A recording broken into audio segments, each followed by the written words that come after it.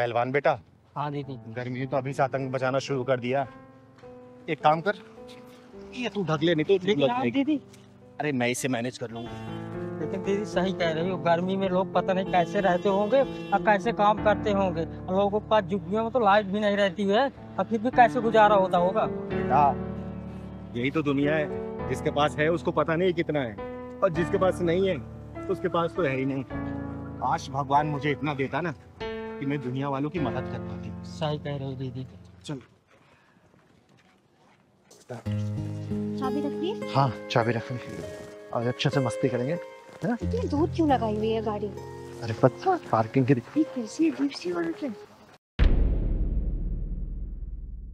बेटा ऐसे नहीं बोलते, किन्नर है वो। किन्नर की इज्जत ना 3 में ना 13 में, इनकी क्या इज्जत करना। पापा, किन्नरों की शक्ल ऐसी क्यों होती है?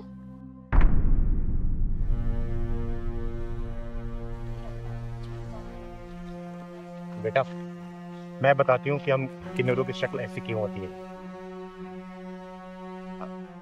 राम राम जी। राम राम जी। बच्चे ने जो आपसे पूछा ना, उसका जवाब मैं देना चाहती हूँ। आप कौन हो और ऐसी क्यों लग रही हो? सत्यम। बहन, इस बच्चे के मन में जो सवाल उठा उसने पूछ लिया। अब ये आपका और मेरा फर्ज है कि इसके सवाल का जवाब देके इसकी जिज्ञासा दूर करें। बेटा, आप बहुत सुंदर हो। आपके पापा भी सुंदर हैं, आपकी मम्मी भी सुंदर है, लेकिन मैं बिल्कुल सुंदर नहीं हूँ। दीदी, बच्चा है, मुंह से निकल गया होगा, माफ कर दीजिए। अरे नहीं भैया, माफी मांगने की कोई जरूरत नहीं है। और ये सवाल तो किसी बच्चे के मन में आ सकता है ना। और अच्छा हुआ कि आपके बच्चे ने पूछ लिया। इसका जवाब मैं दे रही हूँ इसको। बताओ ना दीदी, आप ऐसे क्यों लग रहे हो? सत्यम बेटा, इस दुनिया में हजारों लाखों तरीके के फूल खिलते हैं, लेकिन सबका रूप रंग और खुशबू उस भगवान ने बनाया है। वही भगवान इस बगिया का मालिक है, और वही डिसाइड करता है कि कौन से फूल को कौन सा कलर देना है और कौन सा सुगंध। उसी तरीके से हम मनुष्य भी आते हैं बेटा। चलो दीदी, यहाँ से हम चलते हैं।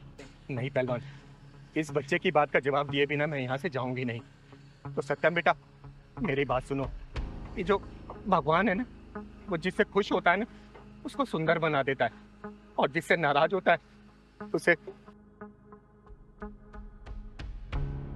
क्या हुआ दीदी, आपकी आंखें क्यों भर आई? कुछ नहीं बेटा, मुझे समझ नहीं आता ये आखिर हम लोगों ने अपराध क्या किया है जो उस भगवान ने इतनी बड़ी सजा हमें दे दी। अरे तुम्हारा तो मन साफ था, इसलिए तुमने अपने मम्मी पापा से पूछ लिया, वरना बहुत सारे लोग हैं जो हमें हजारों लाखों नाम से बुलाते हैं। समाज के इसी गंदगी के बीच में हमें रोज चलना पड़ता है, और इसी समाज के लिए हम दुआ देते हुए चलते हैं बेटा, इसी समाज के लिए। दीदी, मैंने आपको बुरा नहीं बोला, मैंने तो बस ऐसे ही पूछ लिया कि आपको बुरा लगा। नहीं बेटा, तुमने कुछ भी गलत नहीं पूछा। तुम्हारे मन में जो भी सवाल आए ना, तुमने अपने पापा से पूछा, लेकिन तुम्हारे पापा ने इसका जवाब नहीं दिया। इसका जवाब मैं देती हूँ बेटा। सत्यम बेटा, जैसे एक आम का बगीचा होता है ना, बहुत सारे आम के पेड़ लगे होते हैं। जिस पेड़ पर आम फल निकलता है ना, उस पे लोग छाया भी लेते हैं, उसको खाद पानी भी देते हैं, उससे आम भी तोड़ते हैं और आम भी खाते हैं। लेकिन वही दूर अगर एक आम का पेड़ है लेकिन उस पे कोई फल फूल नहीं लगता, वो सूखा रहता है ना, तो उस पे कोई ध्यान देता नहीं है। उसका वहाँ होना है ना होना दोनों बराबर होता है। वैसी हमारी शक्ल होती है बेटा।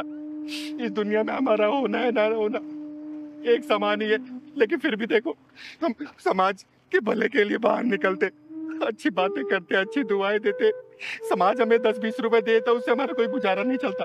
लेकिन हाँ, जो 10-20 रुपए लेके हम लाखों की दुआएं देते हैं ना, इसी समाज के काम आता है बेटा, इसी समाज के काम आता है।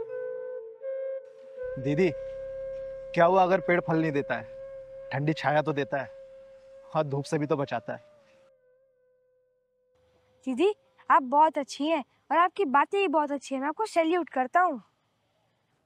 बेटा, भगवान आपको बहुत बड़ा आदमी बनाए, बहुत कामयाब बनाए।